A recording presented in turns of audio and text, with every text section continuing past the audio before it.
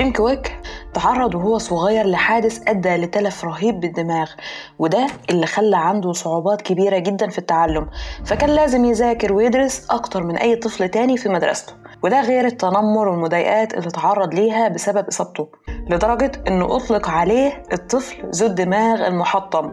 ولك أن تتخيل يا صديقي إن المتنمر ده كان المعلم بتاعه. لسنوات كتير أجبرته إصابته إنه يدرس بجهد أعلى، ولكن في مرحلة الجامعة بدأ يكتشف مسار جديد، مسار مميز. عن طريقه مبقاش لازم إنه يدرس بجهد أعلى، ولكن يتعلم بذكاء وفعالية. المفاتيح اللي اكتشفها سمحت له إنه يزيد تركيزه ويطور ذكرياته ويمتص المعرفة بشكل أكبر من أي وقت فات. أنت يا صديقي ممكن يكون عندك أفكار خاطئة عن نفسك زي كويك وهو صغير. في الفيديو ده هنكتشف إن بعض الاختلافات في التفكير والدوافع والتقنيات ممكن تساعدك على إنك تكون بلا حدود. كل اللي عليك تعمله إنك تقعد وتستمتع بالفيديو للآخر. من كتاب بلا حدود لجيم كويك. قبل ما نبدأ يا صديقي شرفني باشتراكك في القناة واعمل لايك على الحلقة. هيا بنا. احنا قسمنا الكتاب ل4 أجزاء أساسية. 1. حرر عقلك أو صفي عقلك. 2. العقلية المايند سيت. 3. التحفيز. 4. الطرق. العقلية أو المايند سيت هي معتقداتنا الراسخة جوانا، سلوكياتنا والافتراضات اللي بنكونها عن نفسنا، إزاي العالم بيشتغل، إيه اللي احنا نقدر نعمله ونستحقه، وإيه هو الممكن. الحكاية دي جت متأخر شوية في الكتاب، ولكن أنا لقيتها مثال كويس جدا هنا. الحكاية بتقول: كان يا مكان في فيل صغير مربوط بسلسلة، والسلسلة واصلة في الأرض بخشبة صغيرة، ومع مرور الزمن كبر الفيل وبقى شاب كبير، ولكن عقله حط حدود لنفسه، مع إن من السهل جدا إن الفيل يقطع الحبل أو يشد الخشبة لأن حجمه كبير، ولكنه كبر وكبرت معاه حدوده، لدرجة إنه حتى ما قدرش إنه يشد الحبل، وفضل عايش طول حياته يلف بالحبل حوالين الخشبة. مفهوم اللامحدودية هي عملية إبعاد المفاهيم والمعتقدات الغير صحيحة والغير محددة والمقيدة لينا، وكمان تقبل الواقع اللي فيه نقدر نكون أشخاص غير محدودين عن طريق العقلية الصحيحة، التحفيز، وبعض الطرق. ال4 أشرار دول من 15 سنة مثلا الناس ما كانتش بتتعامل معاهم ولا تعرفهم، وده بسبب إنهم بيرتبطوا بالتكنولوجيا. لو قارنا زماننا بالقرن ال15 فهنلاقي إننا بنستهلك كمية من المعلومات في اليوم الواحد الشخص اللي كان عايش في القرن ال15 كان بيستهلكها على مدار عمره كله. عقولنا دايما مرتبطة بالنت، بتستقبل معلومات بشكل متواصل وكبير. الناس حاليا بتستهلك معلومات 3 أضعاف اللي الناس كانت بتستهلكه في 1960. معلومات كتيرة زائد أنشطة عصبية وذهنية كتيرة، ومع كل المعلومات دي بيكون ليها تأثير سيء علينا على عكس المتوقع. كل ده بيؤدي للنسيان بزيادة وتدني الذاكرة والإرهاق. ممكن أنت يا صديقي تكون حسيت بالإرهاق بعد فترة طويلة من التقليب في الفون أو اللاب، لأننا عايشين في عصر الداتا ودايما تليفوناتنا متوصلة. لما بتقعد مع عيلتك أو أصحابك برضو بتلاقي إنك متوصل بالتليفون وإنهم متوصلين برضو بالتليفون، ولكن ما بيكونش فيه تواصل حقيقي ما بينكم. وكمان الكونكت ده بيصعب علينا إننا نفضل مركزين في الشغل، دايما متوصلين بالفون أيا كان مكاننا، حتى لو واقف مستني المواصلات. كل لحظة في حياتنا وإحنا صاحيين بنقضيها قدام الشاشات والمحفزات دي، وده اللي بدوره بيخلي التواصل بيننا وبين أصحابنا قليل جدا، وده بيدينا إحساس وهمي بالأمان، ولكن في الحقيقة إحنا بنكون أقل سعادة. عالم الأعصاب مانفرد سبيتسر استخدم مصطلح الخرف الرقمي، وده اللي بيوصف إن الاستهلاك الزائد للتكنولوجيا بيؤدي لتدهور القدرات الذهنية. مانفرد بيقول إن الذاكرة قصيرة المدى بتبدأ تتدهور بسبب الاستخدام الزائد للتكنولوجيا. زمان كنا بنحتاج إننا نتذكر بعض الأمور ونحفظها، حاجات زي أرقام تلفونات الناس، عناوين الشوارع، ولكن في الأيام الحالية ذاكرتنا مش مؤهلة إنها تحفظ ده، أو إننا بنحفظه وبننساه بسهولة كبيرة جدا. في عالم التكنولوجيا الأول اللي فيه جيل الألفية كان بيقدر يتحصل على إجاباته بضغطة ماوس أو بسحبة صباع. الاعتماد على التكنولوجيا في إننا نحل أسئلتنا ومشاكلنا بيخلينا نشك في مفاهيمنا ومعرفتنا وذكائنا، والاعتماد ده بيؤدي للثقة الزيادة وضعف اتخاذ القرارات. قبل عصر الإنترنت ما كانش عندنا طرق الحصول السريعة والجاهزة لآراء الآخرين، كنا بنحتاج ناخد وقت ونفكر ونحلل ونكتب استنتاجاتنا وتحليلاتنا، وده من خلال المعلومات المتاحة لينا. ولكن لو التكنولوجيا هي اللي بتعمل كل الحلول والاختصارات لينا، فهنبدأ بالتدريج نخسر قدرتنا على حل المشاكل. والقدرة على حل المشاكل حاجة أساسية لخبرة الإنسان. جيم اتكلم عن شرير خامس احنا بنتعرض ليه، ده بيجي من المقارنات اللي بتحصل لنا من السوشيال ميديا بسبب الصور والفلاتر اللي بنشوفها. الموضوع ده بقى مشكلة بتتزايد في مجتمعنا، الناس بدأت تحس إنها قليلة، ومن هنا عايزين يوصلوا لنتائج صعب جدا الحصول عليها.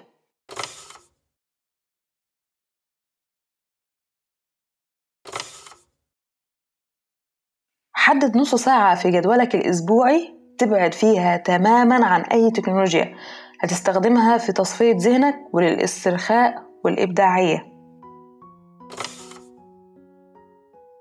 هتروح حالاً يا صديقي للإشعارات عندك في الفون وتقفل الإشعارات الغير ضرورية.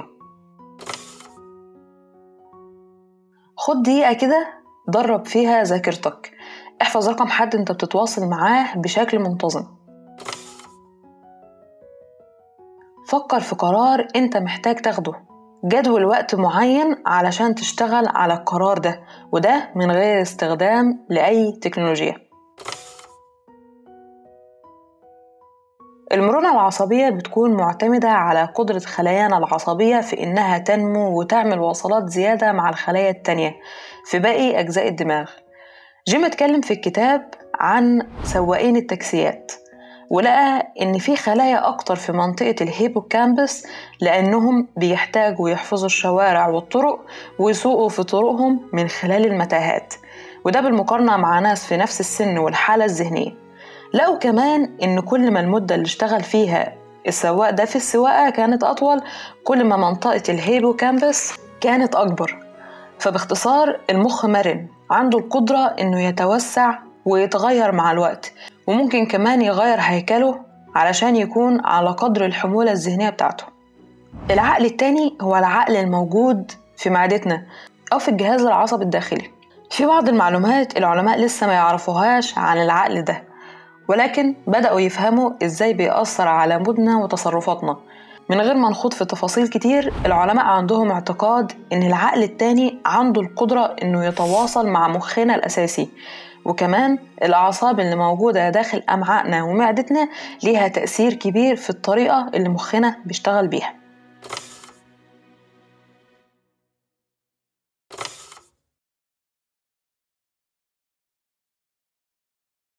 كل حرف في كلمة faster ليه دلالة معينة على مفهوم معين. الF لكلمة forget النسيان. كن دايما على استعداد إنك تستقبل معلومات جديدة وما تعتقدش إنك عارف كل حاجة. أول حاجة تنساها هي المعلومات اللي أنت عارفها. لما يكون عندك اعتقاد إنك عارف كل حاجة عن موضوع معين، فده ممكن يكون عقبة قدام المعرفة الجديدة. تاني حاجة تنساها هي المعلومات اللي مش عاجلة دلوقتي. في فكرة جاتلك وانت قاعد بتذاكر، خلي دايما جنبك مفكرة، نوتة صغنونة، اكتب الفكرة دي وارجع تاني لمذاكرتك، تقدر بعد كده ترجع للأفكار دي. مجرد تصرف إنك تكتب حاجة معينة ده بيخلي مخك ينسى الفكرة دي للوقت الحالي. حرف ال A act أو التصرف. التعليم التقليدي علم ناس كتير إن عملية التعلم هي تجربة سلبية، مش سلبية بمعنى نيجاتيف، ولكن سلبية بمعنى إن مفيهاش مجهود عملي. أنت بتستقبل المعلومات وأنت قاعد في الفصل، ولكن التعلم مش رياضة معتمدة على المتفرجين. المخ مش بيتعلم كتير عن طريق الاستقبال فقط، ولكن بيتعلم عن طريق الابتكار. فأنت هتكون عايز تكتب أهم النقاط وتستخدم الأهم النقاط دي هايلايت، وتذاكر المفاهيم والقواعد وتربطهم بأمثلة أو قصص، وده هيساعدك أكتر إنك ترسخ المعلومات اللي بتتعلمها. حرف الإس state أو الحالة بتاعتك. كل التعلم معتمد على حالتك عاملة زي صورة فيها مجموعة مشاعر، وبتتأثر بشكل كبير بأفكارك ومعتقداتك وحالتك الجسدية. فهنا ممكن تسأل نفسك قد إيه أنت متحمس إنك تتعلم اللي هتتعلمه. بعض الحاجات اللي ممكن تعملها علشان تغير المود بتاعك أو حالتك: ممكن تغير وضعيتك، تفرد ظهرك، ممكن تعمل شوية تمارين سواء جسدية أو تمارين تنفس مثلا. ممكن تجرب الحاجات دي قبل ما تقعد وتذاكر، هتفرق جدا معاك. حرف التي لتيتش، علم. لو عايز تخفض مستوى التعلم الخاص بيك بدرجة كبيرة، اتعلم وعلم اللي انت بتتعلمه لحد تاني. حرف الاي for enter، اللي هي الدخول. ايه هي ابسط واهم واقوى اداة للاداء الشخصي؟ هي يا صديقي الجدول بتاعك والحاجات اللي بتكون موجودة فيه، زي اجتماعات الشغل، احتفالات العيلة، انك لو بتربي كلب تاخده وتمشيه مثلا، او تاخده توديه للدكتور. بمعنى اصح الحاجات اللي بتخصص لها وقت في جدولك. الناس دايما بتخصص امور في الجدول بتاعها، ولكن مش بتخصص وقت لنفسها، زي مثلا تخصيص وقت لتطوير نفسك. فاللي المفروض انت تعمله انك تخصص وقت في جدولك لنفسك وتكتبه وتسجله. حرف الR for review، المراجعة. حاجة من الحاجات اللي بتقلل تأثير النسيان إنك تراجع بشكل فعال اللي حفظته وتعلمته. وبكده نكون خلصنا الجزء الأول من الكتاب، وإلى الجزء الثاني.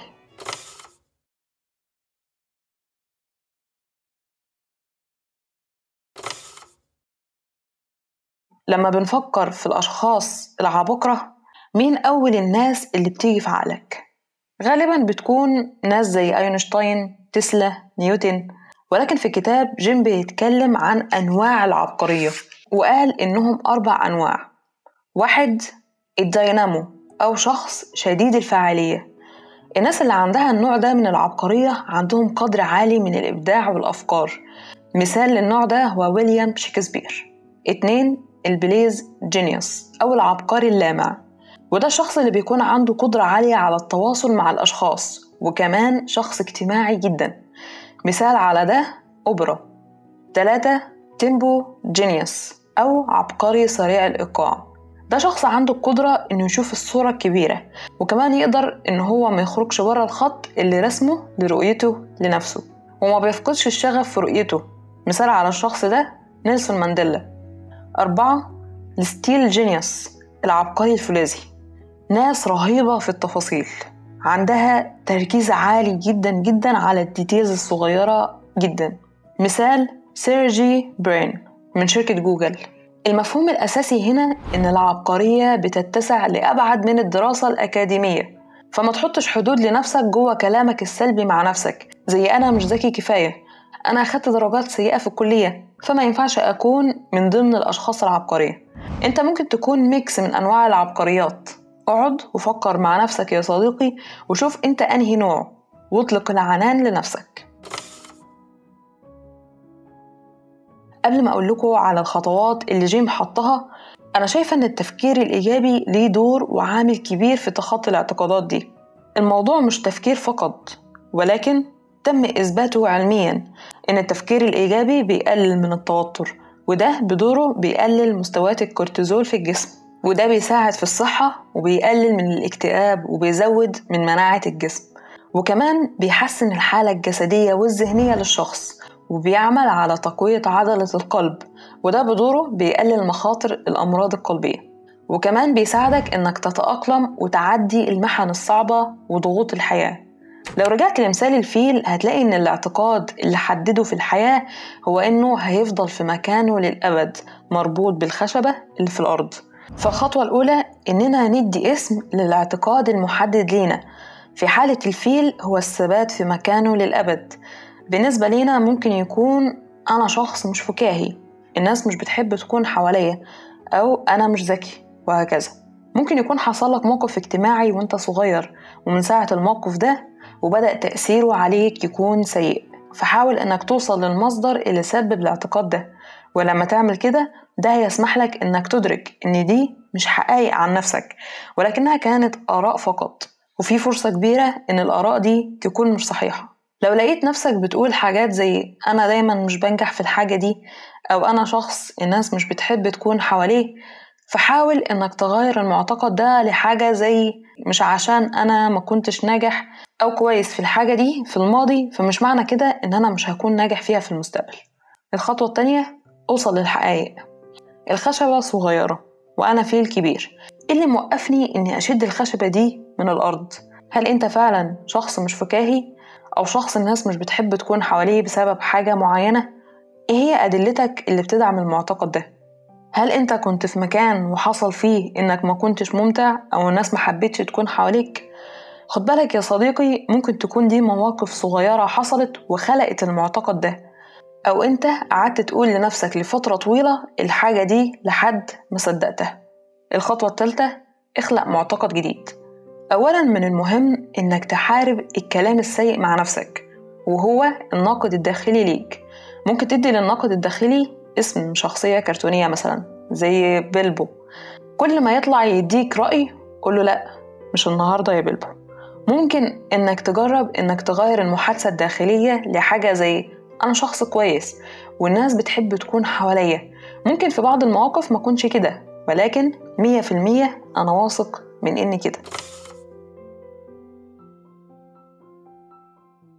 معنى كذبة اللي استخدمها جيم في الكتاب إن إحنا عندنا اعتقادات بأفكار ومعتقدات محددة لينا، والسبع كذبات هما: 1.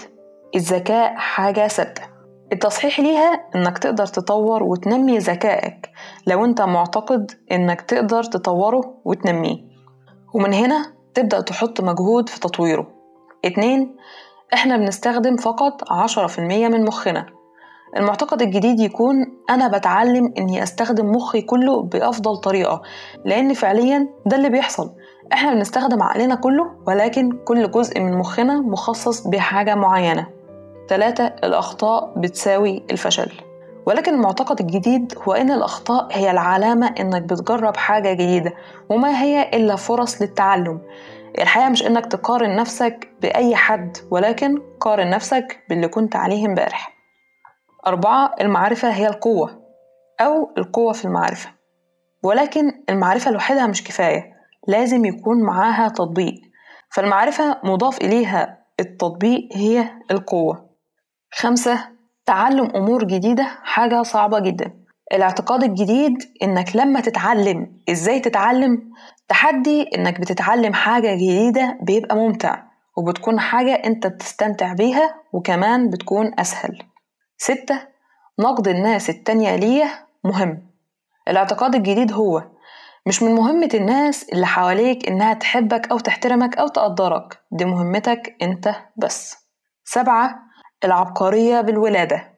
الاعتقاد الجديد هيكون العبقرية مش بالولادة، ولكنها بالصنع، هي محتاجة تدريب عميق وجهد عالي.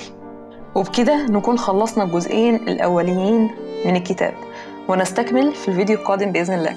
شكرا ليك يا صديقي على متابعتك للفيديو، شرفني باشتراكك في القناة، واعمل لايك على الفيديو وشيره مع أقرب أصدقائك، وأشوفك بإذن الله في الحلقات الجاية.